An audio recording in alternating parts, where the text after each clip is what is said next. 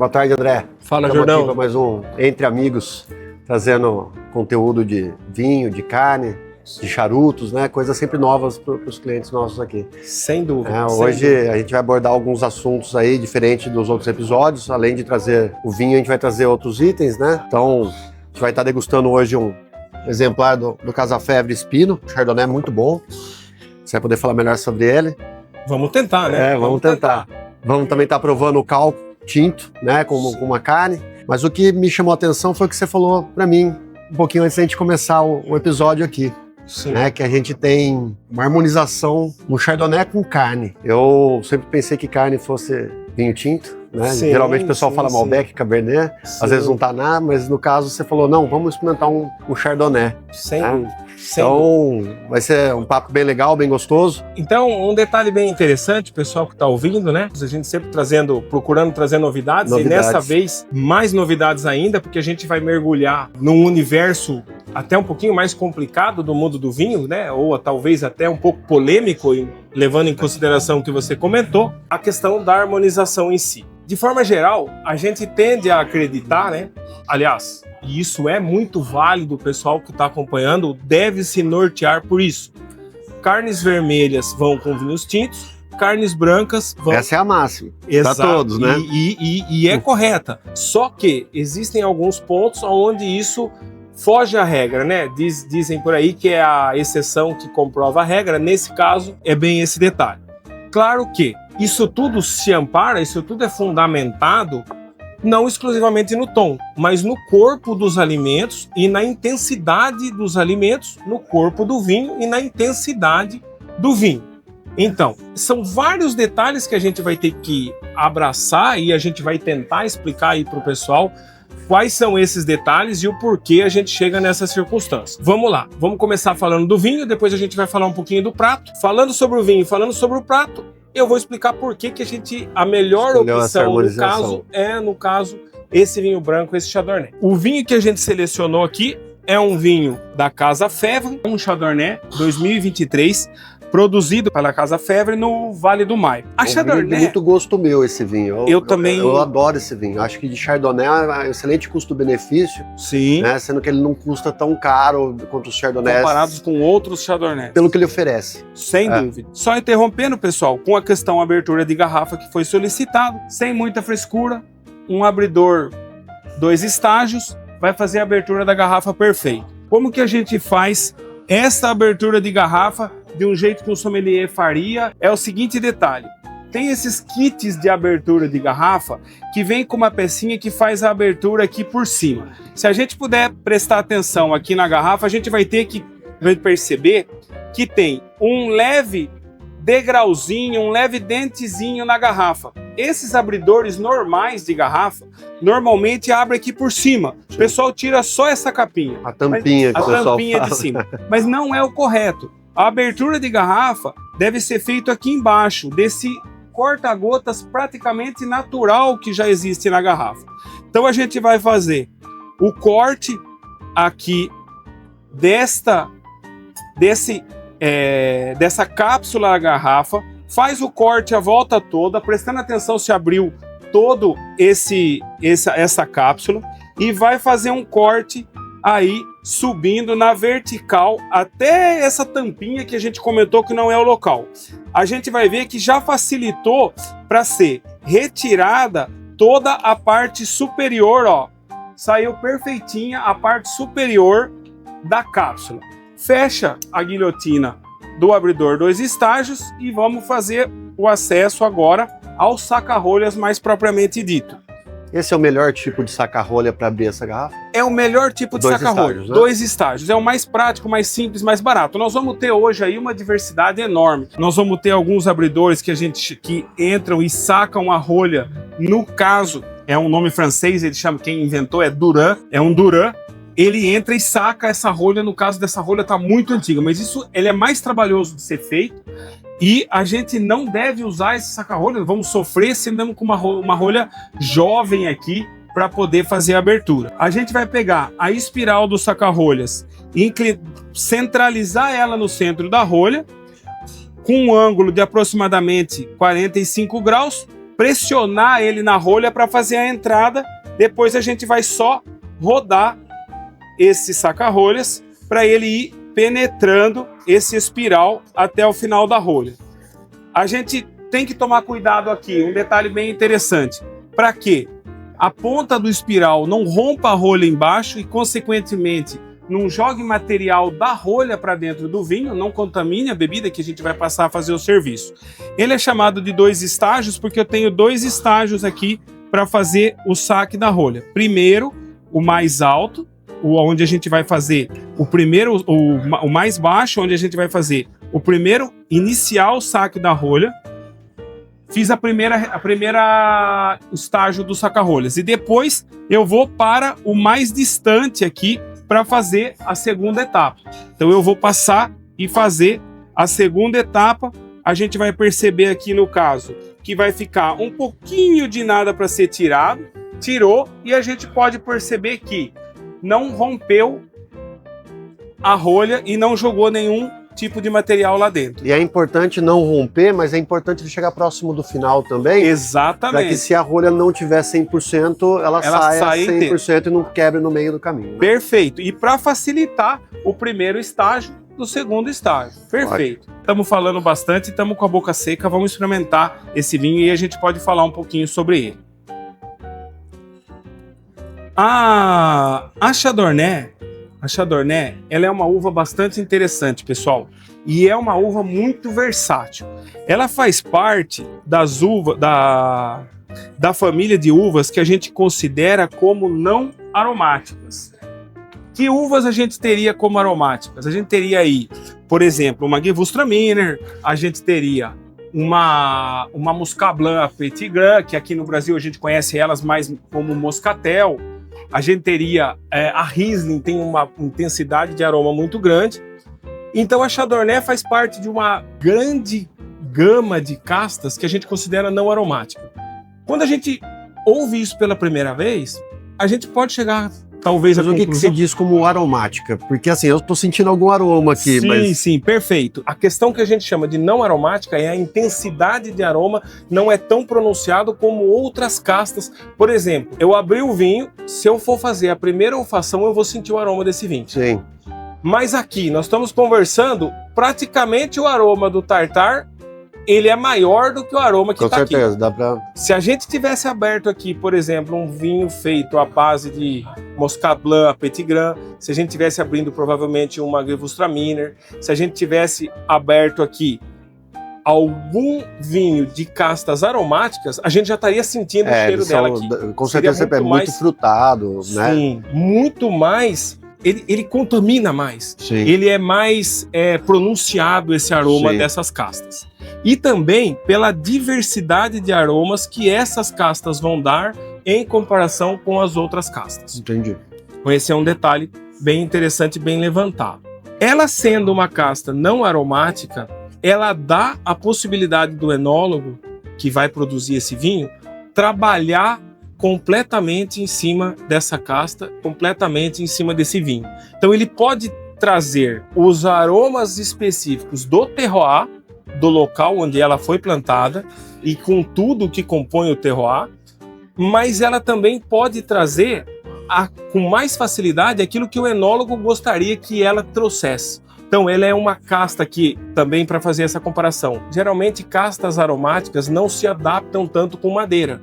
Por quê? Porque eu quero que o que apareça é o aroma intrínseco e natural da casta. Sim. Então a gente normalmente, de forma geral, não trabalha essas castas em madeira. Ou madeiras de muito uso que não vão aportar nenhum aroma. Em contrapartida, castas não aromáticas é um papel em branco, como eu falei, para o enólogo trabalhar. Então elas vão se beneficiar de trabalhos como fermentação em barrica. Elas vão trabalhar bem com processos como batonagem, vão trabalhar bem com processos como surli. Por quê? Porque eu vou conseguir trazer uma diversidade de outros aromas e de outras nuances para o vinho que eu não faria com uma casta aromática, porque a própria casta aromática iria atrapalhar esses aromas. Então aqui a gente tem um vinho branco de Chardonnay, produzido no Chile, mais especificamente no Vale Central e mais especificamente ainda do Vale do Maipo. Para o pessoal também entender um pouquinho desse vinho, toda essa região, todo o Chile tem um solo muito particular, com uma presença muito grande de carbonato de cálcio e calcita. Então, a gente sabendo disso, antes de provar esse vinho, a gente já espera que ele tenha uma acidez bem intensa, que ele seja um pouco elétrico, que ele tenha um pouco de energia já nesse vinho. Além disso, a região do Maipo é uma região que temos um clima mediterrâneo, ou seja, são locais onde temos invernos frios e chuvosos, com verões quentes e secos. Isso é muito providencial para a uva. Por quê? Porque a uva geralmente é colhida no período do verão. Então, se eu tiver chuva no verão, eu vou ter diluição de sabores. Quando eu tenho um clima mediterrâneo, onde eu tenho as chuvas mais focadas no período do inverno do que no período do verão, eu vou ter provavelmente uma produção perfeita, onde eu vou conseguir trazer tudo que a Chardonnay pode trazer de legal para a gente. É uma região quente, então a gente vai ter aqui também, que é o primeiro ataque, provavelmente frutas tropicais. Não cheirei o vinho ainda, mas estou cheirando bastante, né? Provavelmente ele vai trazer abacaxi, vai trazer pêssego, ele vai trazer uma nectarina. O abacaxi já bateu aqui. Então a gente, logo de cara, apesar de ser um terreno que vai dar esse frescor, a amplitude térmica também não é a questão da temperatura que a gente citou. Quando a gente fala no Chile, verões quentes e secos, nós não estamos falando verões quentes do Brasil, da região Nordeste. Sim. Nós estamos falando regiões quentes, mas que vão estar ali entre 28 graus, na amplitude 29, talvez 30 no máximo. Isso no Chile. Isso no Chile. Tá. Então a gente vai ter uma amplitude térmica perfeita para essa produção de Chardonnay. Que a gente vai fazer o quê? Vamos ter bastante acidez, uma acidez legal, mas uma uva que foi maturada na parte de açúcares perfeitamente. Ou seja, Chardonnay no calor não desenvolve bem. Não seria... Na verdade, assim, a Chardonnay vai ter uma flexibilidade, tanto é que a gente vai ter aqui no Brasil todo os Chardonnays de dupla poda, que nós temos um verão relativamente intenso. Claro que nós estamos tudo isso moderado pela altitude, mas ela se adapta bem. Existem castas que vão se encaixar perfeitamente nisso que você está comentando. Não vão se dar bem de forma nenhuma em temperaturas muito quentes. Sim. Mas a Chardonnay aceita essa oscilação de temperatura e até uma temperatura maior. Só que ela vai mudar o perfil aromático dela. Eu te pergunto isso porque eu tive em Mendoza há um tempo atrás, estava no verão. A gente pegou no verão, cara, com 40 graus, 41 graus e seco. Aliás, seco não, estava úmido. Sim. Muito úmido. Então, assim, já não condiz tanto com esse, né? É o verão lá do Nordeste, de repente. Sim. Assim, de forma geral, nós temos para a produção de uvas os paralelos 30-50, que a gente chama de wine belt. 30-50 norte, 30-50 sul. Só que tudo isso também é moderado pelos microclimas individuais. Então, como eu comentei, se eu tiver altitude, conforme eu vou subindo, vai caindo a temperatura. Conforme eu vou descendo, vai aumentando a temperatura. O Chile é muito particular porque nós temos duas cordilheiras. Cordilheira da Costa, nós temos a Cordilheira dos Andes e aquela grande quantidade de vales que a gente tem ali para o meio, moderando ou talvez esquentando a temperatura e mudando totalmente. Nós temos, como eu falei, um Chardonnay aqui do Maipo, que seria totalmente diferente se eu tivesse essa mesma uva plantada no Vale de Lleida. Nós teríamos muito pouca diferença em paralelo do Maipo para Lleida, mas nós teríamos uma diferença que nós estamos com a Vale de Lleida muito mais próximo do mar. Ou seja, nós teríamos ali um clima marítimo, que vai ter um pouco menos ainda dessa amplitude térmica, ela vai ser mais estável durante o ano todo e mais frio, refrigerado pelos ventos frios do mar trazidos pela corrente de Humboldt. Então nós vamos ter toda essa diferença. Isso é legal para o pessoal que está ouvindo, a quantidade de detalhes que a gente tem para se produzir um vinho, e essa quantidade de detalhes abre um leque enorme para poder fazer a harmonização, por exemplo, com o que a gente vai fazer hoje, que a gente selecionou hoje um tartar. que nós vamos ter muito assunto, vocês já devem ter percebido, o Jordão já me conhece, vocês que estão me vendo aí, a gente segunda, terceira vez, mas nós vamos ter uma caminhada longa aí, tem muito assunto para falar, muita coisa para contar, e cada episódio a gente vai tentar trazer um pouquinho mais de informações. Uma coisa diferente, informação diferente. Sim.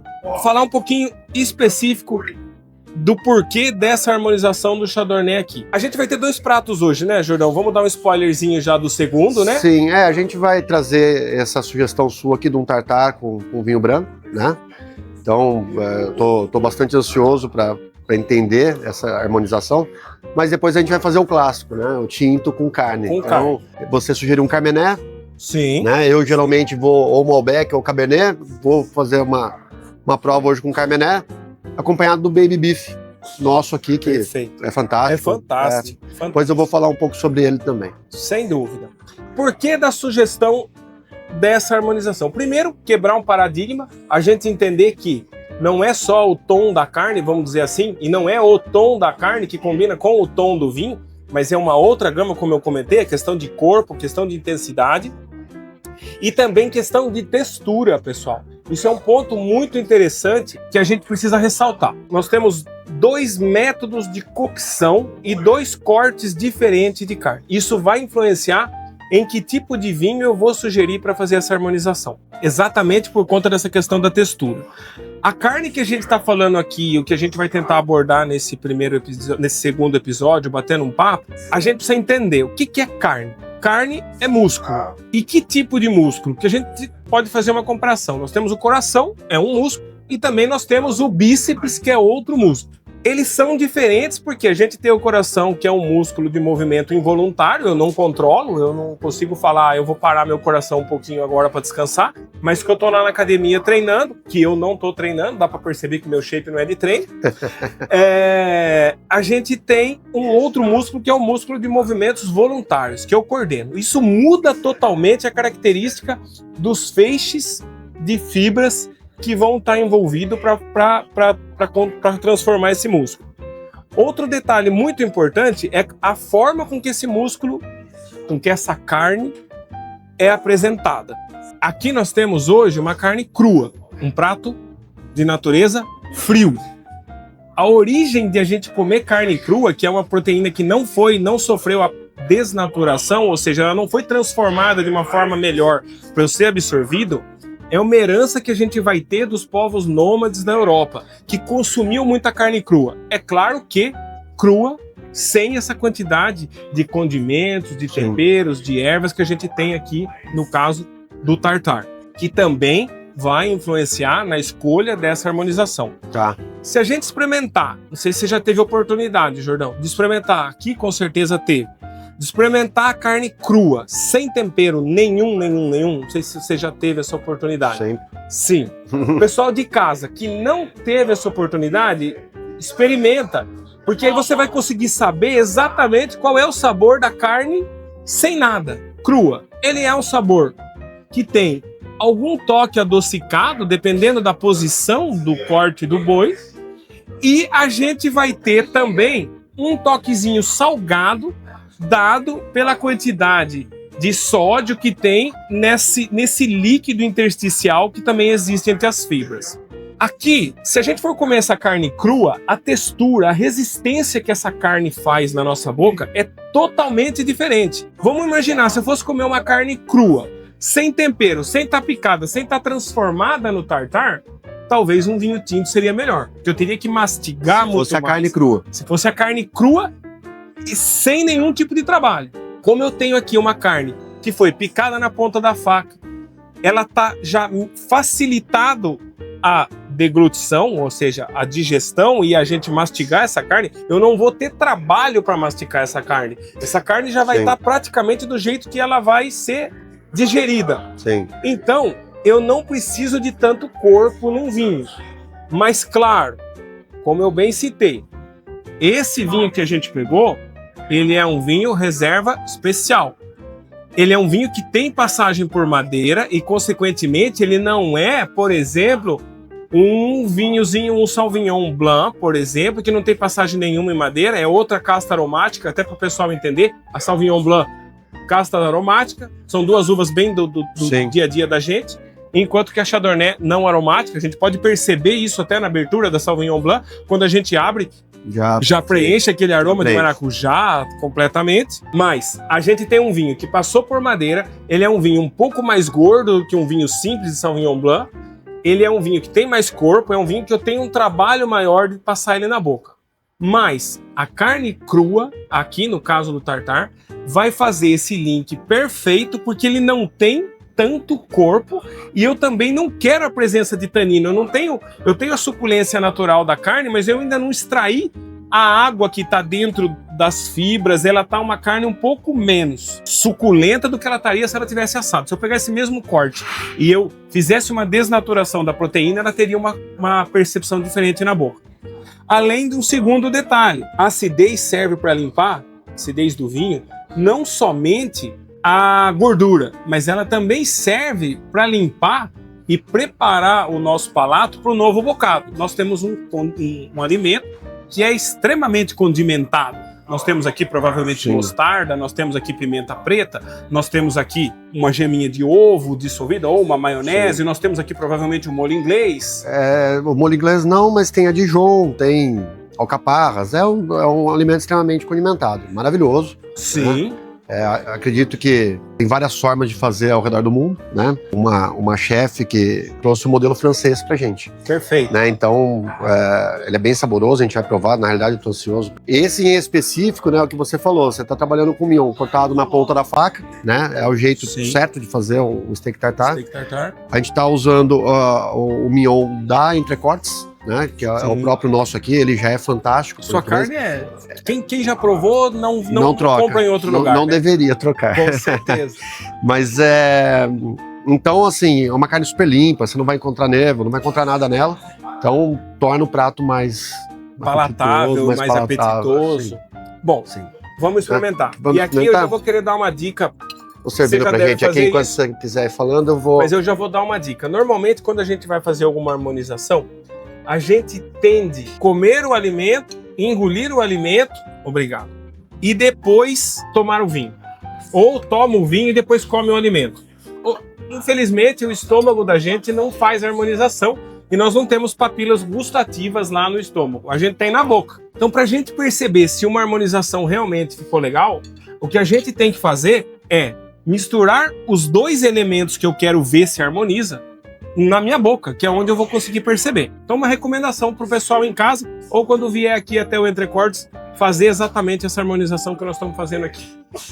E ver se eu acertei também, e o Jordão também vai julgar se eu acertei. Vamos lá, vamos descobrir. Coloca um pouquinho do alimento na boca, inicia a mastigação. No meio, eu vou quase engolir. Eu tomo um pouquinho do vinho, mastigo o vinho junto com a carne e vejo se, ainda que não tenha criado um terceiro sabor, porque isso é muito difícil. A gente vai trabalhar, um sommelier vai trabalhar a vida inteira para conseguir achar alguma coisa diferente disso daí, do que das tradicionais, que a gente vai falar também aqui, como um porto com chocolate, um sauterne com um foie gras e um moscatel com morangos e chantilly. A gente vai trabalhar a vida inteira para conseguir chegar nisso. Mas que, se não criar um terceiro sabor, pelo menos que caminhem juntos. Sim. Caminhem juntos. Sim. Então nós temos corpo da Chardonnay, fruta da Chardonnay, acidez da Chardonnay, álcool da Chardonnay, porque nós estamos falando de um vinho aí que tem quase 14% de álcool, se não me engano ele tem 13,9, eu não sei. 13,9. 13,9, quase 14%. Então a gente tem um vinho que tem álcool e esse álcool também dá corpo, esse álcool também dá untuosidade e que vai combinar com esse tartar, ou pelo menos eu espero que combine. Vamos experimentar. Vamos ver. Então, pega um pouquinho, mastiga. Isso, a gente vai pegar um pouquinho do tartar, colocar na boca, iniciar a mastigação e jogar o vinho junto com o tartar para mastigar o vinho junto. Maravilhoso. A gente começa a perceber logo que põe o tartar na boca. A maciez da carne quase que indica que ela tá já trabalhada, ela tá muito lenta. Maravilhoso.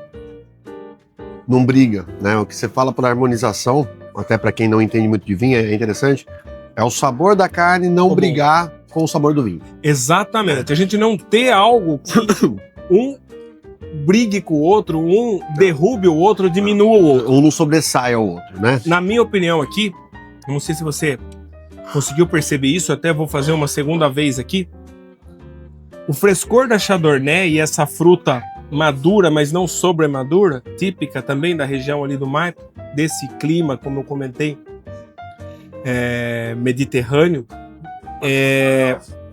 que chama mais atenção, mas aí fica um alerta também, né? Se você não gosta de carne crua, você tem que experimentar. Mas ele ressalta o frescor da sua carne, que é maravilhosa. Então, na minha opinião, pelo menos, pessoal, vem aqui experimentar.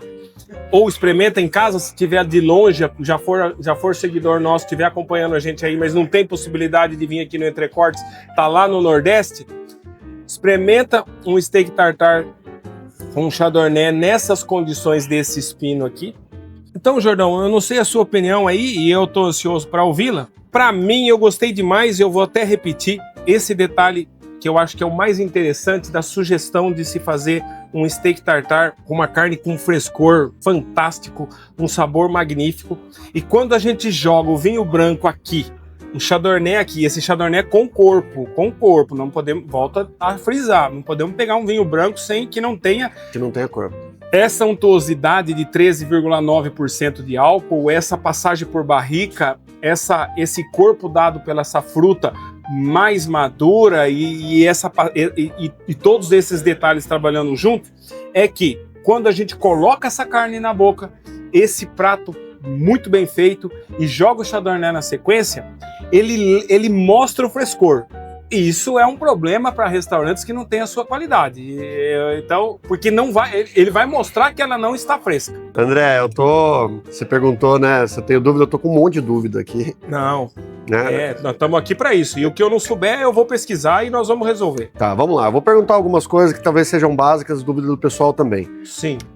Cara, quase todo Chardonnay que eu bebo, Chardonnay ou Chardonnay? Chardonnay. Quase todo Chardonnay que eu bebo, ele é mais untuoso. É uma característica da Chardonnay ou do terroir? Essa é a primeira dúvida. Certo. Tá. Primeiramente é assim, ó. Todos esses detalhes vão estar extremamente ligados às opções que o enólogo toma na vinícola. Se eu deixasse um Chardonnay muito magro, talvez ele não atenderia o paladar. É uma boa pergunta, o pessoal entende bem, você já com certeza vai pegar fácil, mas o pessoal em casa entenda bem esse detalhe. Eu vou citar um exemplo de uma outra uva também, que também acontece com a Chardonnay. Uma carência da Chardonnay é ela, dependendo da forma com que ela for trabalhada, ela faltar acidez. Então, se eu deixar um vinho que vai faltar acidez magro, ou seja, sem untuosidade, eu vou fazer o que com esse vinho? Eu vou harmonizar com o que esse vinho? Então, salvo quando a gente vai pegar regiões, e veja bem, quando a gente fala que uma tendência da Chardonnay é ter pouca acidez, alguém pode levantar lá e mandar um comentário assim, mas e Chablis? E, por exemplo, a Côte de Blanc em Champagne? Nós estamos falando que, em termos gerais, ao redor do mundo, uma natureza, uma tendência natural da casta Chardonnay é ter um pouco de baixa acidez. Quando nós temos terroirs extremamente excelentes, como Côte de Blanc em Champagne, como nós temos Chablis, que é um solo de muito calcário. Nós não estamos falando de uma pitada que Deus jogou de carbonato de cálcio e calcita, igual ele fez no Chile. Nós estamos falando de regiões onde a gente vê faixas enormes de puro calcário, marga quimeridiana, marga portlandiana. Não tem como não se fazer um vinho ácido lá. Não tem como não se fazer... Aliás, um vinho sempre é ácido, é um pleonasmo dizer um vinho ácido. Mas assim, não tem como não fazer um vinho cujo qual o ponto que mais chame a atenção seja a acidez. No entanto, no resto do mundo, a gente tende a ter uma untuosidade maior no Chardonnay pela afinidade que a Chardonnay tem com madeira. Ela combina muito bem com madeira, a gente vai ver, claro que não um excesso de madeira, mas a gente vai ter muita madeira em Chardonnays, por exemplo, da Borgonha. Nós vamos pegar aí os grandes Montrachets, sempre vai ter essa untuosidade que você comenta. Entendi. Então é natural. É uma tendência pela afinidade da casta e pela provável perda de um pouquinho de acidez que ela tenha por natureza da casta. Entendi. Então essa é a primeira pergunta. Se o pessoal tiver dúvida aí, pode mandar ou no Instagram do Entrecortes ou no meu Instagram, mas canaliza no Instagram do Entrecortes aí, que tá fazendo todo esse trabalho. Todo mundo, A gente vai responder todo mundo, e também no YouTube, quem estiver acompanhando aí, manda mensagem que a gente vai responder. Isso. Uma outra dúvida, né? Na realidade, eu trouxe um azeite, né? É um exemplar da Vinha Éden, também a gente tem esse exemplar aqui no Entrecortes, tá? Sim. O azeite, ele afeta a harmonização no geral? Ele ajuda nessa harmonização? Você...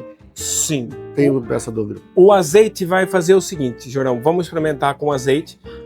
Se eu tivesse aqui, claro, um outro vinho que poderia ser sugerido aqui para essa harmonização, ou um outro estilo de vinho, seriam vinhos tintos, mas extremamente leves. Então, por exemplo, a partir de Pinot Noir, a partir de Grignolino, a partir de Gamay, um exemplo bom seria um Beaujolais. Beaujolais Nouveau ficaria muito legal. É um vinho descompromissado com um prato descompromissado. Isso tudo ficaria muito legal. Mas a adição do azeite aqui vai aumentar essa gordura e aumentar essa untuosidade. Esse vinho, a gente já provou que mesmo com esses 13,9% de álcool, tem uma acidez muito presente. Se a gente coloca esse vinho na boca, desce o paladar, a gente vai perceber que a lateral da língua vai salivar bastante. Então, no caso do azeite aqui, vai afetar não no sentido negativo, vai melhorar positivamente essa harmonização, porque nós temos um vinho que vai fazer toda essa limpeza. Então, com certeza vai ficar melhor quando a gente provar. E a gente vai ter o acréscimo do sabor do azeite. Ele vai fazer, provavelmente, não aumentar a suculência, mas vai fazer essa untuosidade, melhorar a percepção, talvez, da carne na boca. E a acidez também na boca fica muito maior, parece, né? A hora que você pega e termina e com o vinho, parece que ela fica toda maior, não? Se vierem aqui comer fica a dica. Esse steak tartar, tem que ser com esse azeite, que cresceu muito. Fica a dica dizer pra que quem as coisas tá querendo crescem provar. na boca é perigoso, mas ficou muito bom. Ficou maravilhoso. O azeite maravilhoso. Ouso dizer, conheço a sua cozinha e o trabalho que o pessoal faz. E de forma geral, eu brinco sempre com a minha esposa. Minha esposa tem mania de mudar o prato que veio da cozinha, sabe? Faz um macarrão com frutos do mar, ela enche de queijo. Vem um outro alimento que era para ser um toque mais leve, ela lota de azeite. Então eu gosto de experimentar primeiramente, isso é um toque também, uma questão de análise sensorial, outro tema que a gente pode conversar. Experimenta a comida que o chefe quis que você experimentasse. Depois disso, você faz esse teste. Com todos os parabéns para a chefe Érica, mas com azeite ficou melhor. Maravilhoso. Mas é uma opção individual. Sim. E você está correto, tem que ser feito na mesa. Eu tenho esse problema, né? Inclusive a Érica briga muito comigo, porque toda comida que chega, eu já vou colocando azeite, coloco muito queijo, eu adoro. Isso. Né? E ela fala, você tem que experimentar antes, isso, né? Para ter essa análise do produto. Do que o chefe quis te trazer. Porque aqui a gente tem um toquezinho aqui de uma cebola roxa, a gente tem algumas ervazinhas aqui, que a gente precisa preparar o paladar com elas, porque depois que você prova com o azeite, eu não sei se você vai concordar, fica difícil não comer sem o azeite. Ele é muito bom sem, mas depois que o azeite se apresenta, é difícil comer sem a presença do azeite. Porque ele transforma essa gordura. Bom, nós somos geneticamente fabricados por Deus para preferir a untuosidade e a gordura maior. E o vinho limpa tudo isso. Essa sugestão precisa ser repetida por quem está ouvindo a gente. O vinho limpa tudo isso e no próximo bocado é um bocado novo. E uma outra dicasinha, vem um pão e não é à toa. Fruta no vinho, nós temos aqui uma fruta madura, não sobremadura. Fruta no vinho pede carboidrato no prato. Aqui nós temos um prato que é basicamente pura proteína. E quando eu tenho fruta no vinho, eu peço carboidrato no prato. Ou quando eu tenho carboidrato no prato, eu vou precisar ir para um vinho que tenha fruta. Provavelmente aqui, com o pão, com o steak tartar e o vinho, fazendo essa mesma analogia, esse mesmo truquezinho que eu disse de mastigar o alimento junto com o vinho, ainda mais com esse azeite fantástico aqui da Vinha Éden, vai transformar novamente. E aí vai ficar uma dica para o pessoal estar sempre acompanhando as nossas postagens, os nossos vídeos, por quê? A harmonização não é algo engessado e que é sempre igual. Se amanhã ou depois você tirar a cebola desse prato, provavelmente nós vamos trocar o vinho. Entendi. Ou se você acrescentar um tempero diferente, nós vamos também ter que mudar o vinho. Ou não vai ficar tão bom. Eu acredito que, pelas características do Chardonnay aqui da Casa Fevre, do local, o terroir do Maipo, o que eles apresentam hoje como um vinho que eles querem trazer para nós, pode ser que não fique tão bom, mas vai ficar muito legal. Porque pequenas mudanças, por incrível que pareça, alteram toda a arquitetura da harmonização. Eu já tive a oportunidade de experimentar cupom. Fica uma delícia também. Enfim, combina 100%. Para mim é uma experiência diferente. Tá? Nunca tinha feito. Vou passar a indicar, inclusive, aqui agora para quem vier. Sim. Né? Valeu muito a pena. Você aprende algumas situações aqui, você sente também, né? Tem o que você falou, o sensorial dele é diferente. A hora que você pega o steak tartar na boca, é um sabor. A hora que você põe o vinho junto, quase que cria esse terceiro sabor. Né? Que é o sabor do vinho, o sabor e esse terceiro sabor. E eu não sei se você vai concordar, você como um aficionado dos tintos, a gente já conversou bastante, você prefere tintos inclusive de médio corpo para muito corpo. Se você tivesse um tinto aqui, o tinto vai matar a harmonização em si. A harmonização em si, ele vai mudar essa finesse que tem o seu steak tartar. Assim como do vinho também, provavelmente, né? Exatamente. Fica briga, exatamente, né? Exatamente. Esse steak tartar, pessoal, ele é gentil na boca. Ele é macio, ele é suculento, ele é especiado, ele tem essa cebola bem picadinha, essa carne suculenta. Ele precisa de um vinho leve, porque eu preciso que o vinho levante o prato aqui no caso, e é o que acontece. Se eu botar um vinho tinto aqui, não vou dizer que vai ficar ruim, mas ele não vai levantar a leveza e essa beleza que esse prato tem, que ficou fantástico. É maravilhoso. Precisamos fazer um brinde aqui, porque eu acho que... Viva! Ficou muito bom.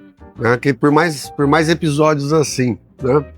E faremos. Tem muita coisa pra gente conversar. Obrigado pela explicação fantástica sobre... Eu que agradeço a oportunidade. Falou sobre a minha carne também, maravilhosamente bem. Né? A gente tem um azeite, todos esses exemplares o pessoal encontra aqui na Entrecorte, sempre que quiser vir provar. A gente proporciona para o cliente essa experiência. Sim. Né? Eu vou passar a indicar agora isso daí, porque eu não fazia isso. Sim, é muito bom. Né? E a gente daí agora, daqui a pouco, a gente vai estar provando um tinto Carmener da Calco com... Um Tiny Blocks? O Tiny Blocks, né? A linha deles nova, junto com o Baby Beef. Perfeito. Tá? Vamos pedir para fazer aí, a gente aguarda.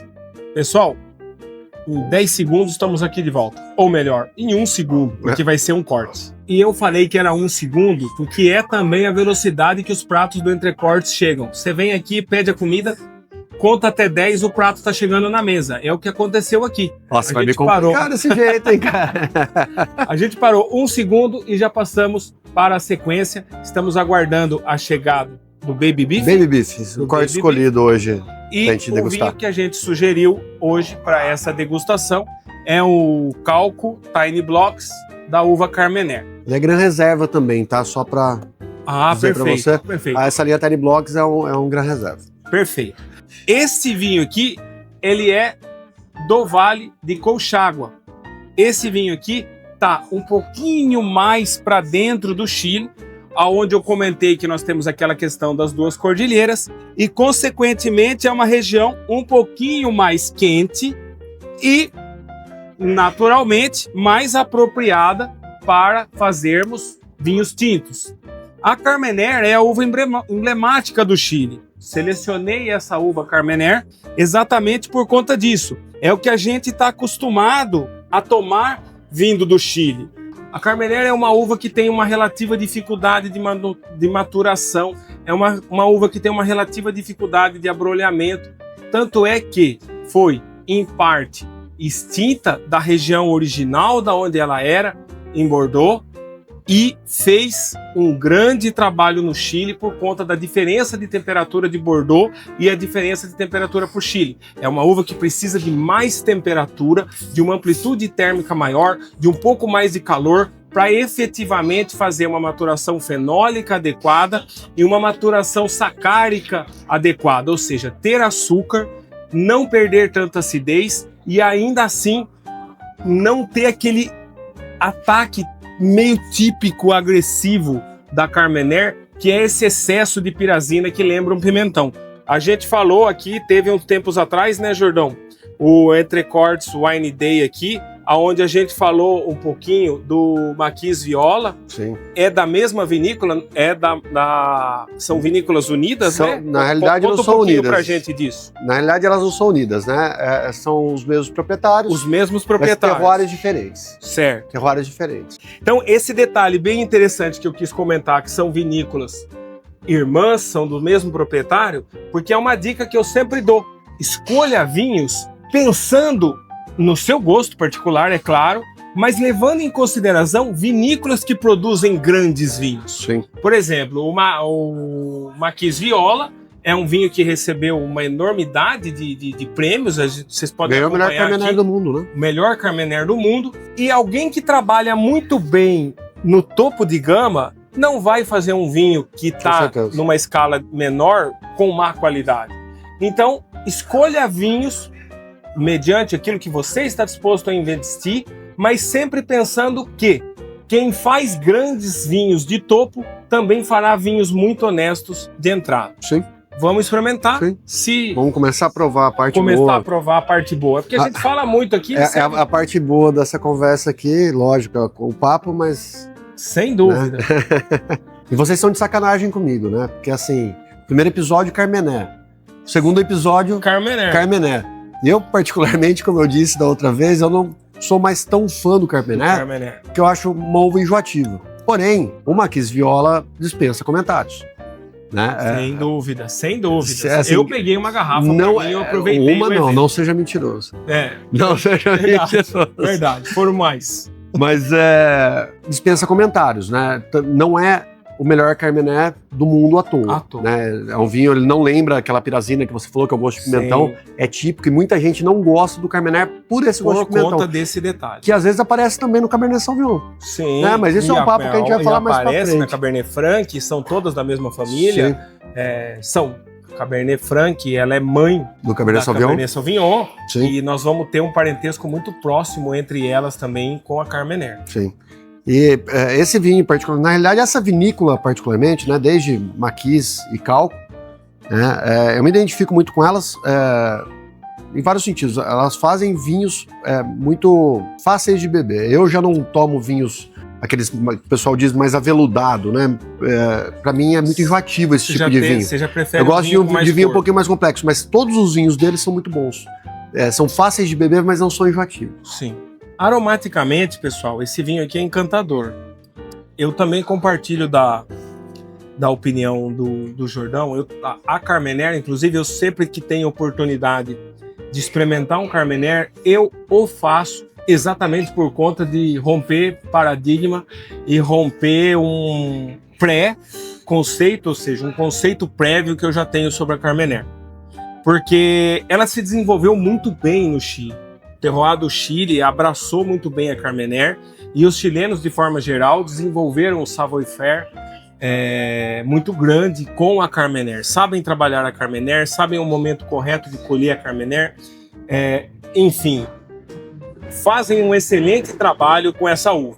Mas ela tem essa tendência, se ela não for colhida no momento certo da maturação fenólica, de dar uns aromas herbais um pouco exacerbados, de dar um pouco mais de toque, esse toque de pirazina, esse toque de pimentão, esse toque de grama, que às vezes a gente pega alguns Carmenères de muito baixo custo, Carmenères muito mais simples, que não tiveram o cuidado que a Calco tem em fazer. Esse vinho é muito elegante, se tiver oportunidade vou convidá-los novamente a vir experimentar. Se não conhece esse vinho, o Jordão vai fazer desconto nele aí, quem vai lá que assistiu o episódio. podemos pensar, já tá ficando complicado o negócio, mas tá ótimo. O legal disso daqui é o que você falou. Esse aroma dele, né, é maravilhoso. E não parece, daí você não puxa o pimentão, não puxa nada. No gosto ele puxa muito pouco. Sim. Né? Então assim, já não é um Carmenère tão enjoativo. Não, ele é um vinho muito elegante. A Carmenère não é uma casta de casca fina, como a Pinot Noir, como a Grignolino, como a Gamay, algo desse gênero. Ela é uma casta de casca um pouco mais grossa, tende a dar vinhos um pouco mais tânicos, vinhos um pouco mais encorpados. A gente pode olhar por trás, ó. A gente não consegue ver o dedo da gente por trás do vinho. Ele é um vinho intenso, mas é um vinho elegante. No aroma, esse vinho, ele traz, a gente lembra que ele é da família Carmenère, Cabernet Sauvignon, Cabernet Franc. A gente tem os toques da família aqui, mas são toques graciosos que se misturam muito bem com as frutas vermelhas e até, eu não sei se é impressão minha, mas ele tem um toquezinho, um floralzinho aqui, um floralzinho tipo de violeta, que para mim lembra Malbec de alta altitude. Ele tem um toquezinho de flor aqui, que é típico do Malbec quando também é bem trabalhado. O Malbec daí tem a ver nesse sentido? Não. É mais essa nuance que ele dá um toque de flor que não é típico da Carmenère e me chamou muita atenção no Viola. Vinho fantástico, né? Eu acho que você vendeu o estoque inteiro de Viola no dia lá. Tudo. Vendeu no tudo. Dia do Wine Day. E ele tem esse toque floral. É claro que aqui ele é muito mais humilde, esse toque. Nós estamos falando de um vinho não é de entrada, mas é um vinho de gama intermediária. Mas ele lembra muito. Então se você... eu gostaria de ter uma ideia. Eu ouvi o André naquele dia no Wine Day falando do Matiz Viola, que é o melhor Carmenère do mundo. Nossa, mas ele é um vinho que eu tenho que investir muito mais. Com certeza, é um vinho de um custo mais elevado. Mas que vale o custo, eu ressalto.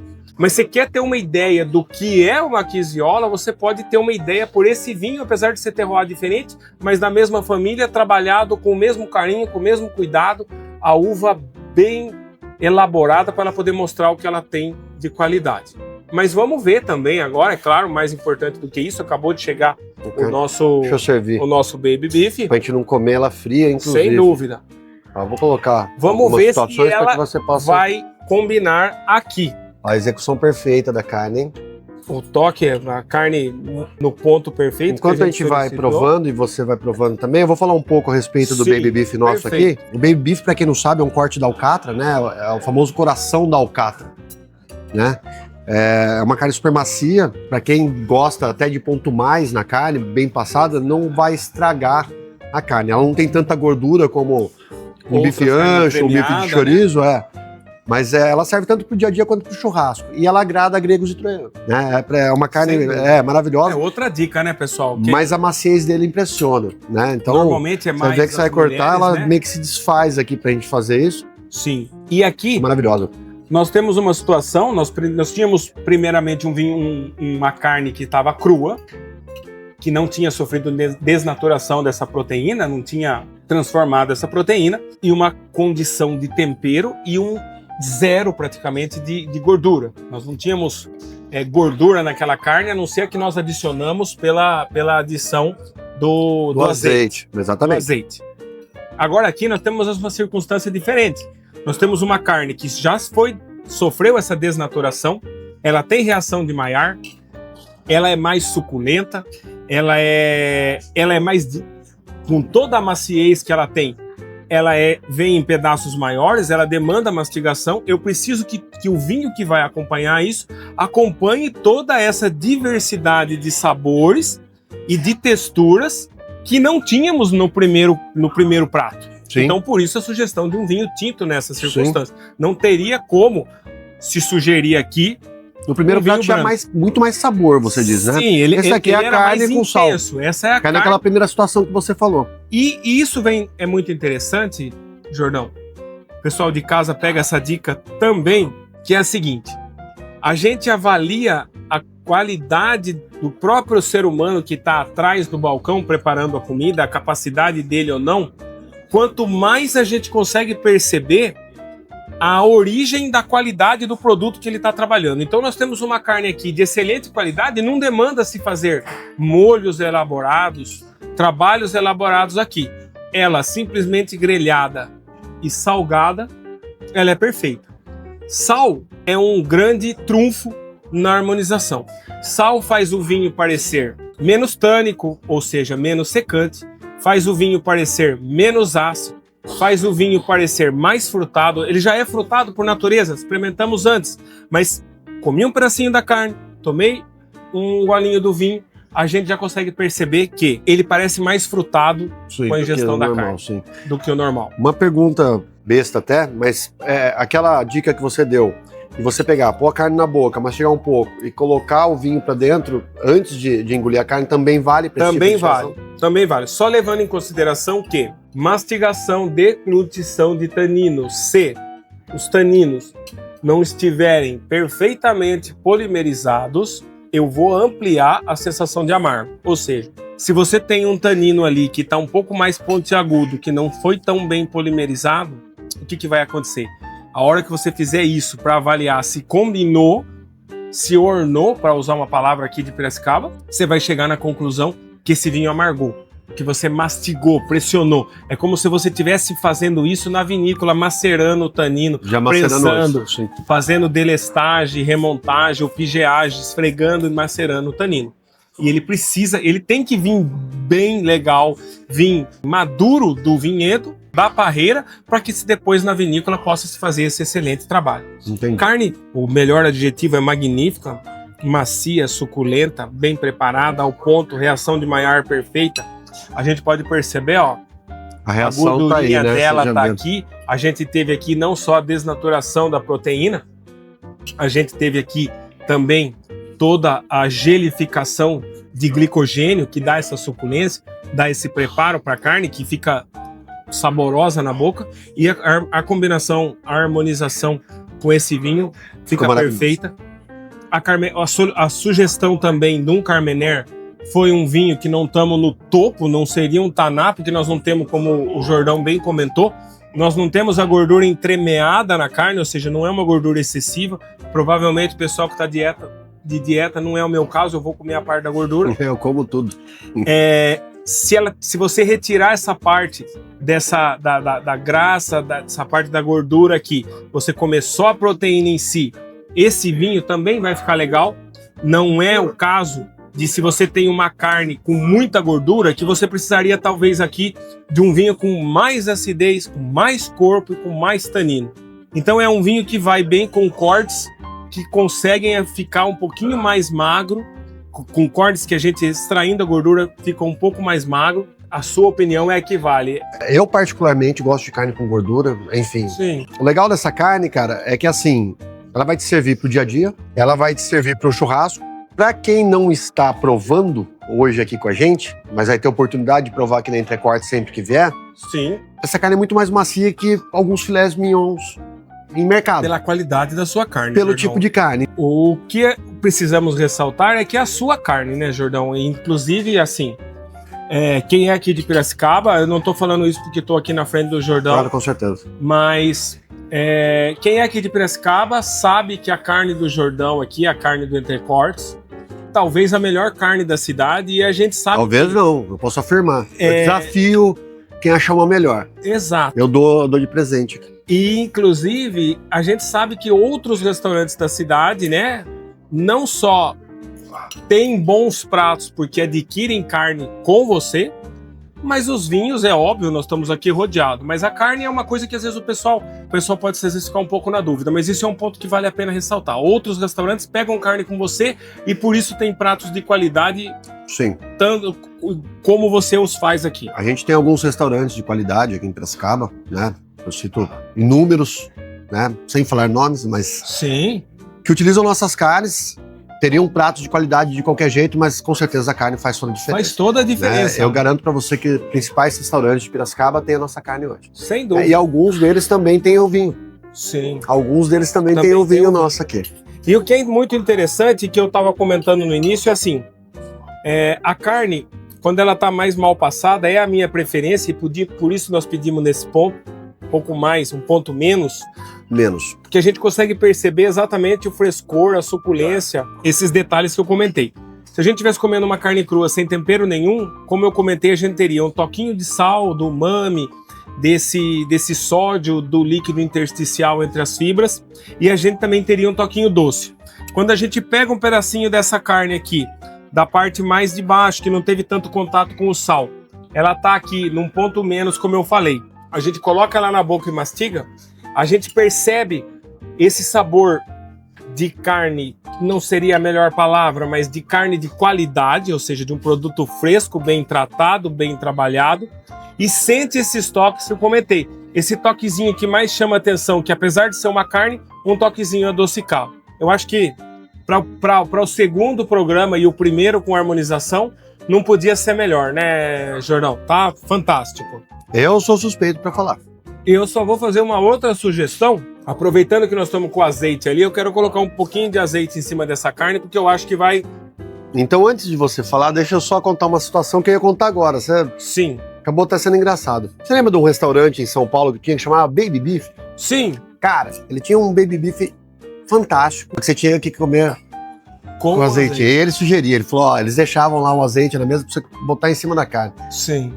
Eu tinha essa experiência, eu tinha 7 para 8 anos. Sim. Eu lembro até hoje dessa situação. Dessa situação. Não, é hora Vamos que... provar. Com o toque do azeite que a gente colocou, porque vai dar ainda mais untuosidade e a gente vai poder perceber Quero provar se também. esse vinho tem acidez suficiente para isso. E essa gordura aqui agora ficou, Fantástico. agora ficou maravilhoso. Bom, Ó, o nosso trabalho aqui assim tá ruim, né? O pessoal de casa pode estar vendo que tá meio difícil esse Complicado. trabalho. e um detalhe. Me lembra a infância. Lá no restaurante Baby Beef. Indo embora na Marginal Tietê. E não sei se toma um gole de vinho, você me conta.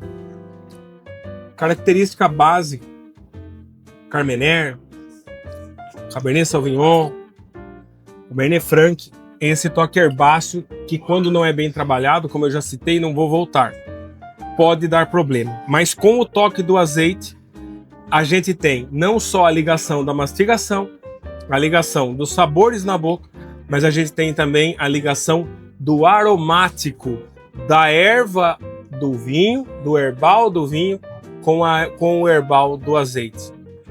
Acho que por hoje podemos finalizar. Agradeço a oportunidade de estar com vocês novamente. Sim.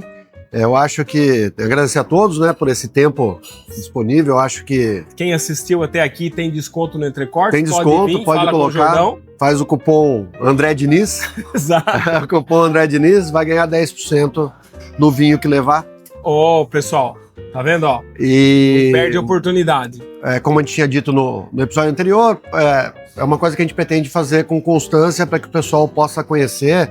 Vamos ter programas aqui na Entrecortes, né, até de tá ensinando, desde o abertura, sentir aroma, a gente vai fazer, tem muita coisa pra gente fazer, é o início de um projeto, vamos ter aqui mais harmonização, a gente pretende falar sempre de alguns vinhos aqui, comentar sobre os vinhos, dar sugestões, explicar sobre os pratos, tem muita novidade por aí.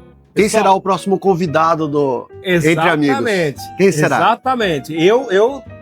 Eu tô estudando cada vez mais, tentando me aperfeiçoar para estar sempre aqui na mesa com o Jordão. O Jordão é o dono do restaurante, também vai estar aqui. Para mim é uma aula. A gente só tá na aula. dúvida em quem vai vir a mais, né, Jordão? Não, para mim mas aí, gente de qualidade, a gente tem que chamar um cliente um dia para vir aqui. Sem dúvida. Se você quer estar aqui com a gente em algum episódio, acompanhar, ver se as harmonizações que eu tô sugerindo tá legal. Passar alguma experiência, de repente. Passar uma muito experiência. A gente vai conversar ainda sobre isso. Vamos fazer isso. Jordão, muito obrigado. Um brinde. Um brinde e um brinde a vocês.